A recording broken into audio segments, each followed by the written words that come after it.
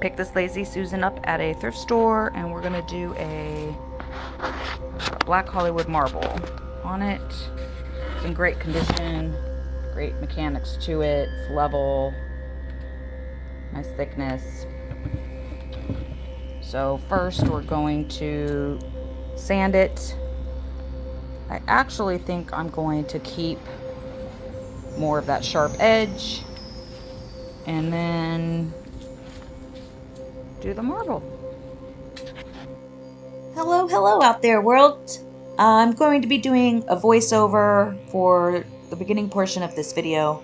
The reason being that I listen to very loud music while I am doing art, and I also wear a mask, so you wouldn't be able to hear anything I'm saying anyway. Right here I was just going through a few of the items I use. You can go back and take a screenshot if you need the list. I will also be putting it in the description of this video, along with everything I use, tools and epoxy and everything. Will all be down there in the description. I have Amazon links to most things. Also, the colorants you can get at artisttilldeath.com. You can use code VAMP to save there. Right here, I'm going to go over the colors for the pigments that I use and the reasoning. So right here I'm mixing up glitters. I use 2 different cups. One is more of a powder mica holographic, and that more or less floats on the top of the piece.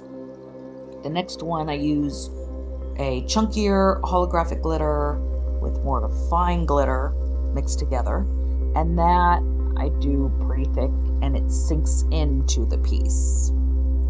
Then I move on to the silvers. I use 2 different silvers. In this particular piece I'm using Color Obsesseion Silver Shimmer, which is a paste, and it is absolutely phenomenal. And then I am also using Color Passion Aluminum, which is a powder, so it does more of a floating effect. They are very similar in color, but it does help to add depth because one sinks a little and one floats a little. So that's why I use the different 2 silvers, even though they kind of look exactly the same as far as color wise. Then I will be moving on to the blacks. Now I use 3 different blacks for the base. I use Alumilite Dye, just a few drops for the Alumilite Dye.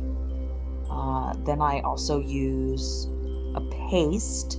In this one I use Color Passion paste, and the reason is because it's also a base cell, so it actually adds selling into the black.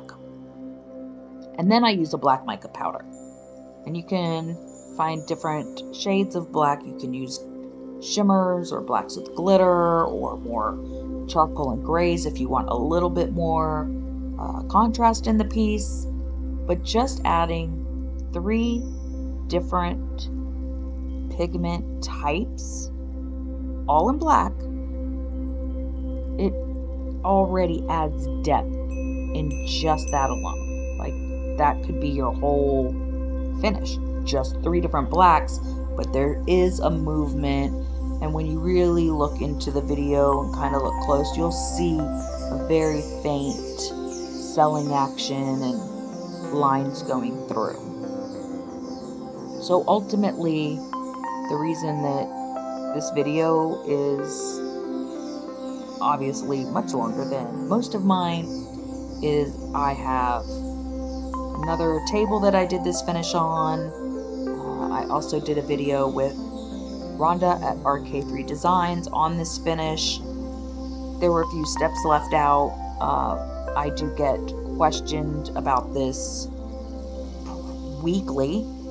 When I first started coming out with this finish, I was getting questions daily on it. So I just wanted to have a video out that you can watch and see how I just use these colors, how I blend them, and how it all comes together.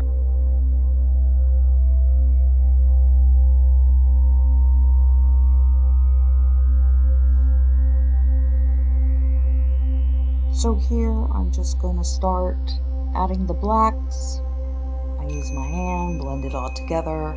You'll start seeing me pour out the lines of silver, and then you'll start seeing me use what is called an embossing gun, or a lot of people call it a mini heat gun.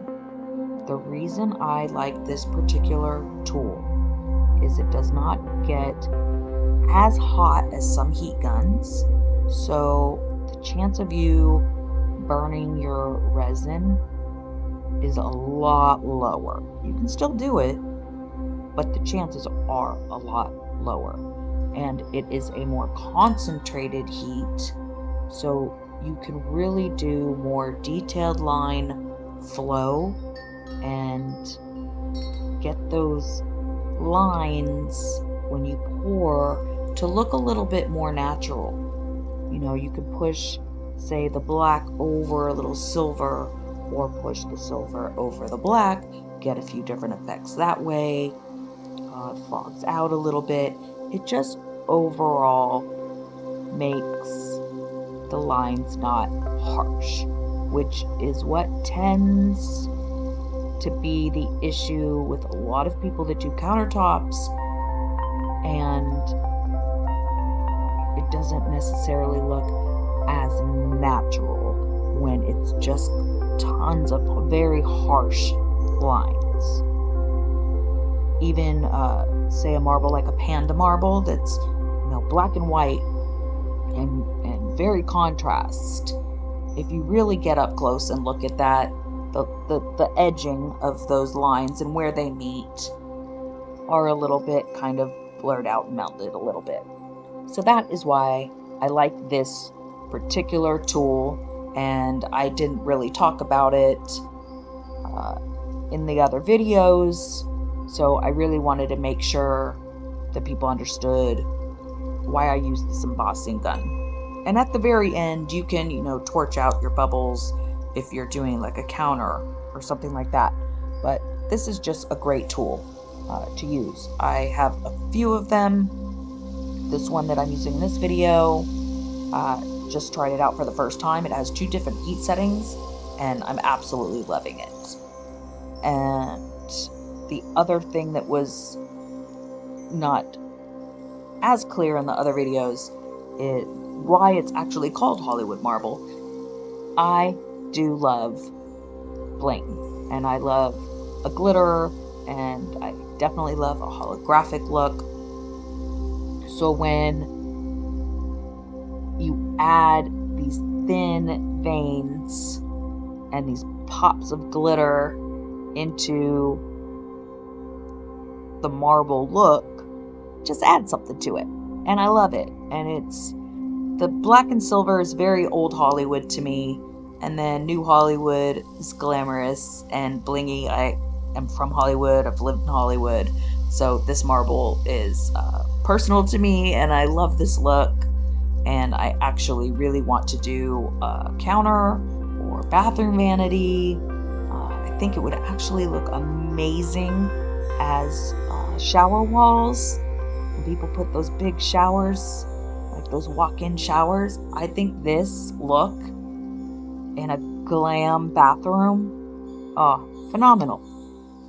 So as I said, long video. I'm just gonna put some music to it, have it on in the background while you're doing some art, and I will probably finish up the piece, like flood it. I don't know if I'll be using UTC or not, but I'll post that video sometime next week. I just wanted to get the actual process of how I get this look. And you can use less silver. You could use a lot less bling and just put teeny little veins of a holographic in, or a different color glitter that you really love would also work. This would completely work in a white and gold. Like instead of black, use different whites. use different golds, and then you could use like a diamond dust or pearl. That would be beautiful as well. So I hope you enjoy the video. I hope this helped and answered a lot more questions for people. And thank you for watching. I will, like I said, next week sometime post the finished Lazy Susan and figure out what I'm going to do. I'm probably going to leave it glossy top, but who knows. So thank you again. Please subscribe and smash that notification bell, all those good things. I'm really going to do my best to get to 1,000 subscribers this year. It is one of my goals that I have coming up, and I'm also going to be doing a whole lot more home videos and house projects and DIY things coming up. A few things are changing, so stay tuned for that. And leave me a comment. Tell me how you like this. Tell me maybe what colors you would use if you are going to try this on something. I would love to hear your opinions, your thoughts. Find me on a million different social media pages. I'm on everything. Send me your work or tag me in it. I'd love to see it. I get people that send me work that they do with this technique, and I absolutely adore it. So thank you again for watching, and enjoy. Bye-bye.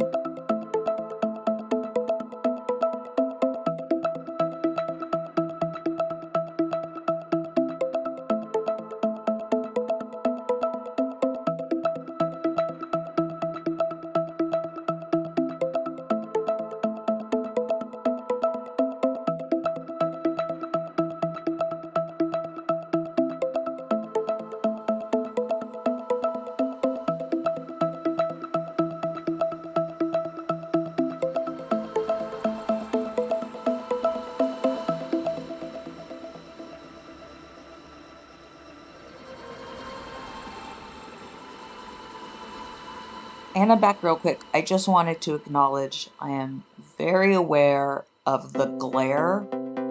Luckily, I was taking video with 2 different cameras, and this angle seemed to be a little bit better, especially when you're working with black, which I almost always do. It's almost impossible to not have glare. So it is what it is. I got the best I could. I wish I had a camera person. That would be amazing. Or if I could, I don't know, work in a dark room somehow. Just wanted to say that. I completely acknowledge the glare. I actually tried to kind of stop a few times and adjust lighting and windows. This is the best I could do. Okay. Enjoy the video.